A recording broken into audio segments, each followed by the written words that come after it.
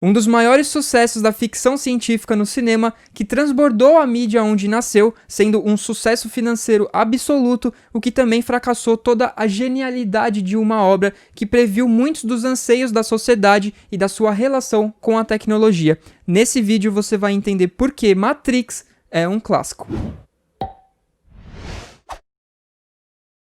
Matrix, trilogia de filmes de ficção científica que começou em 1999, dirigido e escrito por Lily e Lana Wachowski, as irmãs Wachowski. Na história, nós somos introduzidos ao personagem Thomas Anderson, interpretado por Keanu Reeves, um homem assalariado que passa noites como o hacker Neo, numa cidade sem nome e relativamente futurista, até que um dia ele é procurado por Trinity a pedido de Morpheus para se juntar a uma união rebelde contra a Matrix, uma organização do mal que está controlando aquele mundo do qual Neo desperta e descobre ser, na verdade, uma realidade virtual onde todo o restante da humanidade está em transe e precisa ser libertada. Toda essa roupagem genial de Matrix vem de conceitos filosóficos e mitológicos, desde filosofia grega, filosofia francesa, do budismo e até do cristianismo, mas eu já vou falar mais disso daqui a pouco. Décadas depois do lançamento do primeiro filme, é importante entender o contexto que motivou Matrix a ser uma ficção científica cyberpunk que trouxe todos esses conceitos para discutir preocupações sobre a relação do ser humano com a tecnologia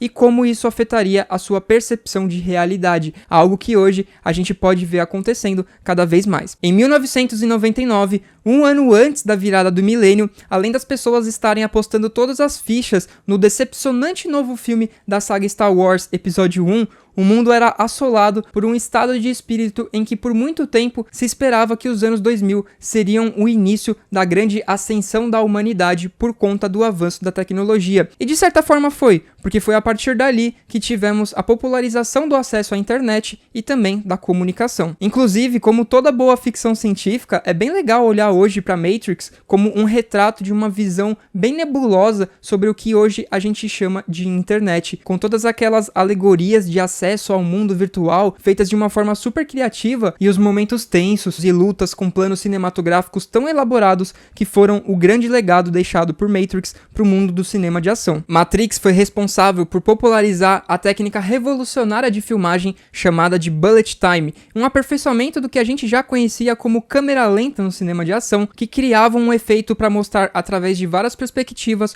o movimento de personagens ou objetos em um curto espaço de tempo, ou seja, no tempo de uma bala. O próprio avanço da tecnologia foi usado para criar essas cenas que tiveram a coordenação de John Gaeta, o supervisor de efeitos visuais do filme. Através da combinação de cenários criados em computação gráfica e dezenas de câmeras colocadas lado a lado em volta da cena, que disparavam simultaneamente ou em sequência, foi possível criar um efeito virtual de movimento rápido da câmera através do espaço em um mesmo momento, o que gerou algumas das cenas mais icônicas da história do cinema. Todo esse trabalho espetacular de fotografia e de efeitos especiais, mesmo hoje em dia tendo ficado um pouco datado, não teria sido possível sem o investimento de 60 milhões de dólares pela Warner Bros. No projeto, um orçamento até razoável para a época, e também se as irmãs Wachowski não tivessem contratado os artistas independentes Geoff Darrow e Steve Scrooge para desenharem um storyboard de 600 páginas planejando quadro a quadro do roteiro do filme. Esse planejamento todo de Matrix, que assistindo hoje em dia a maioria das cenas podem causar uma sensação de serem muito teatrais, acontece também porque ele teve muitas influências de animes consagrados de ficção científica, como por exemplo Ghost in the Shell e principalmente o clássico Akira. A gente pode enxergar essas referências na ambientação distópica daquele mundo e principalmente nas cenas de ação absurdamente exageradas do filme, que intercalam com longos diálogos clichês e com frases de impacto típicas de cenas de anime, mas que na época deram uma personalidade única para uma obra feita no ocidente. E a influência de obras orientais não para nos animes, já que Matrix também tem cenas de ação influenciadas pelo cinema de ação oriental. Keanu Reeves encenou ele mesmo a maioria das cenas de ação, onde ele teve a supervisão do chinês Yuen Woo-ping, um dos coreógrafos e diretores de cinema mais bem-sucedidos de Hong Kong. Parece que não tinha casamento melhor para criar sequências de ação extremamente planejadas e divertidas de assistir, que é uma das coisas mais marcantes de todos os filmes da saga Matrix. Ainda falando das influências, além do filme ser um sucesso na parte visual, é muito importante falar também sobre suas influências para a história e todos aqueles conceitos filosóficos que envolvem a trama de Matrix, e que até hoje hoje levam a novas interpretações. As irmãs Wachowski exigiram que todo o elenco lesse um livro chamado Simulacros e Simulação, do filósofo francês Jean Baudrillard, um livro que discute a relação entre realidade, símbolos e sociedade, através da visão de como os significados transformaram através da cultura e da mídia a nossa percepção compartilhada de realidade. Esse conceito de simulação é um conceito muito importante para a gente entender a mensagem central de Matrix, onde a gente e o personagem do filme passam a entender que, na verdade, todo o nosso entendimento de sociedade é baseado na reprodução da própria visão do sistema sobre ele através das pessoas. Para aquele sistema ou simulação, no caso da Matrix, é muito conveniente que existam pessoas, ou seja, simulacros, no caso dos agentes de Smith, que continuem conservando o sistema de qualquer coisa que tente ir contra ele, no caso os rebeldes de Zion, a cidade subterrânea onde estão todas as pessoas que despertaram da Matrix. Trazendo isso para um contexto mais atual, a gente ainda pode associar isso a outras questões que vemos no mundo hoje em dia, como por exemplo a polarização de opiniões na internet que despertam ou adormecem as pessoas nessa simulação da sociedade através de bolhas de opiniões criadas por algoritmos de computador, ou ainda na recente declaração da Lily Wachowski em uma entrevista de que Matrix é uma alegoria para a sua transexualidade, é uma realidade criada para mostrar uma pessoa que está enfrentando um sistema estrutural que ainda não está preparado para lidar com o assunto. Essa questão sobre a manipulação individual da realidade fica muito bem explicada em uma cena do primeiro filme, onde Neo encontra uma criança monge que é capaz de entortar uma colher de metal com o poder da mente. Ela explica para o Neo que é impossível entortar a colher e que ao invés disso ele deve apenas tentar ver a verdade, e que a verdade é que a colher não existe. Mas como assim? Esse conceito de que o que entendemos como verdade é algo que não existe é o conceito explicado no livro do Baudrillard. Ou seja, para explicar melhor, é a nossa percepção de realidade que nos faz entender que aquele amontoado de metal é uma colher. A colher existe apenas como um conceito que pode ser alterado internamente dentro de cada um, inclusive entortando a colher. Essa relação entre o interno e o externo é um conceito da filosofia budista, sobre como as nossas escolhas e as nossas crenças internas interferem no mundo exterior, onde o filme mostra como a crença religiosa também pode ser uma escolha sobre como enxergar a realidade do mundo onde vivemos, o que no filme pode ser visto na personagem do Oráculo. Todos esses conceitos discutidos para criar Matrix foram relacionados depois pelas pessoas de que o filme seria uma alegoria ao mito da caverna de Platão. Nesse mito, que o filósofo Platão descreveu na sua obra A República, ele conta uma história fictícia sobre seres humanos que nascem e vivem aprisionados dentro de uma caverna, vendo sombras projetadas nas paredes. Para eles, aquelas sombras são a sua realidade, já que essas representações são as únicas experiências que influenciaram eles durante toda a vida, mas o que eles não conseguem enxergar é que a verdadeira realidade está, na verdade, fora da caverna. Até que um dos prisioneiros dessa caverna consegue escapar e finalmente vê o mundo lá fora, e de início ele fica cego por alguns instantes por conta do sol, mas depois ele fica encantado em perceber a verdadeira realidade. No final, ele volta na caverna para avisar os outros prisioneiros de que existe uma outra realidade, que é a verdadeira, mas ninguém leva ele a sério e acusam até ele de estar enlouquecendo. Essa comparação faz muito sentido com o filme, tanto na questão de pessoas que estão adormecidas dentro daquela caverna, ou seja, da Matrix, quanto da alegoria de um Messias, ou o escolhido, que no caso aqui do filme seria o Neo, o homem que sai da caverna e tenta resgatar os outros que ainda estão lá. Toda essa rebelião contra a Matrix existe porque o filme mostra uma sociedade distópica que foi literalmente aprisionada pela tecnologia, onde as máquinas super avançadas com inteligência artificial se rebelaram contra a humanidade, que parou de se reproduzir e passou a ser cultivada pelas máquinas que os mantêm vivos para gerarem energia infinita para elas. É um conceito bem assustador,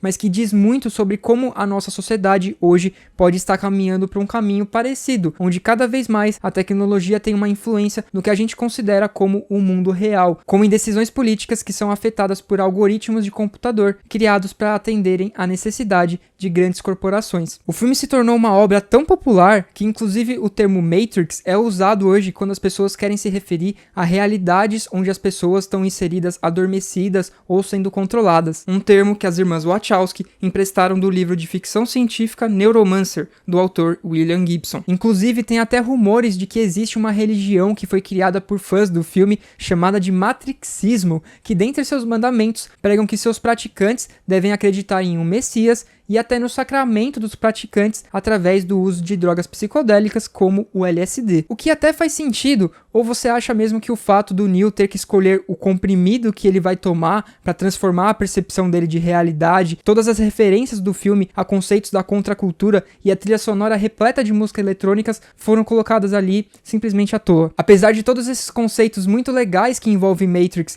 terem feito a mente de muita gente derreter com o primeiro filme, suas outras duas sequências não tiveram tanto esse efeito impactante, se entregando a focar muito mais em cenas de ação cada vez mais ambiciosas, histórias de amor típicas de Hollywood e também a longos diálogos que mais parecem querer enrolar a gente durante as longas 2h20 que cada filme tem. É engraçado pensar que um filme que falou tanto sobre manipulação do sistema ter se entregado desse jeito a conceitos que ele mesmo de certa forma critica, mas mesmo assim é inegável que tanto Matrix Reloaded quanto Matrix Revolution tem cenas de ação muito divertidas também como o primeiro e efeitos especiais que impressionam muito até hoje. O primeiro Matrix de 99 foi um sucesso tanto de bilheteria quanto de crítica, arrecadando mais de 460 milhões de dólares pelo mundo e uma avaliação positiva de 88% no agregador de críticas Rotten Tomatoes, onde ele tem como consenso de ser uma inteligente combinação de ação espetacular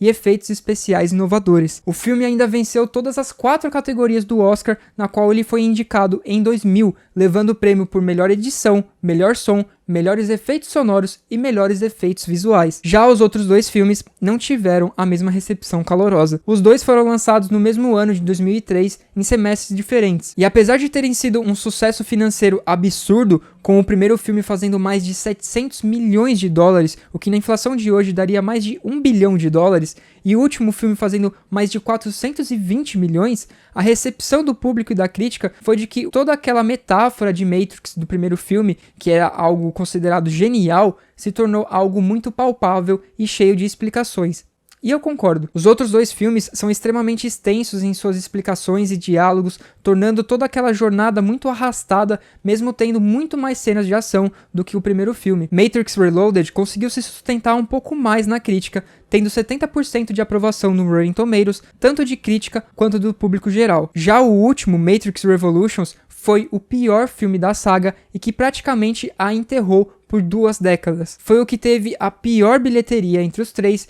e uma aprovação de 35% no Rotten Tomatoes, o que é extremamente baixo, sendo considerado uma conclusão decepcionante para a saga. Para mim, mesmo eu achando que esses dois filmes continuem de uma forma importantíssima a jornada do herói Neo e que tenham sequências de ação que são realmente super divertidas de assistir e que encantam os olhos até hoje, eles pecam muito em não conseguir sustentar toda a genialidade de conceitos que foram apresentados no primeiro filme. Mas também é de se pensar. Imagine você trabalhar sob a pressão de produzir mais 2 continuações de um filme que foi um sucesso absurdo de bilheteria, mas que ao mesmo tempo tinham que manter um equilíbrio entre conceitos complexos de filosofia e um filme de ação. Realmente é uma tarefa muito difícil e eu não acho que isso tire o mérito de você assisti-los além do indiscutível clássico Matrix de 99. A franquia ainda rendeu vários frutos fora das salas de cinema, tendo diversas adaptações, como para videogames, em Enter the Matrix, The Path of Neo e até um RPG online. Nos quadrinhos, a gente teve Matrix Comics, onde tiveram algumas publicações de histórias curtas sobre aquele universo, e também, essa é uma das mais importantes, Animatrix, que é uma coleção de animes que complementavam a história da trilogia dos filmes, contando o que aconteceu para os robôs se rebelarem contra a humanidade, e que teve a participação de pessoas que trabalharam em animes famosos como Cowboy Bebop e inclusive Akira,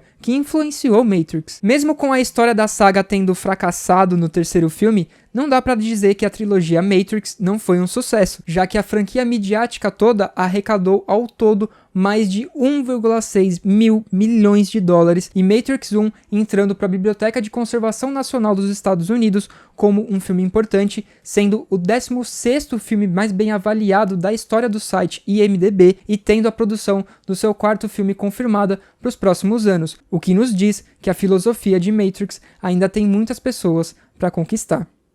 Então é isso, esse foi meu vídeo especial sobre a trilogia Matrix, um dos filmes mais icônicos da ficção científica, é um gênero que eu gosto muito, eu gostei muito de fazer esse vídeo e eu espero que vocês tenham curtido também. Esse vídeo faz parte de uma série no meu canal chamada Porque é um Clássico, onde eu resgato a importância de filmes clássicos da história do cinema com um olhar mais atual. E se você quiser conferir mais vídeos dessa série, eu vou deixar um card aqui em cima e também um link na descrição. Esse vídeo está sendo possível graças ao apoio de pessoas como a Cíntia Lima de Araújo e de várias outras que apoiam o canal lá no projeto do Apoia-se. Então considere você também a se tornar um apoiador do canal e também se inscreva e ative as notificações, porque eu tô por aqui toda semana comentando sobre os lançamentos dos cinemas e também mande o canal para seus amigos, porque é isso que ajuda muito o canal a crescer.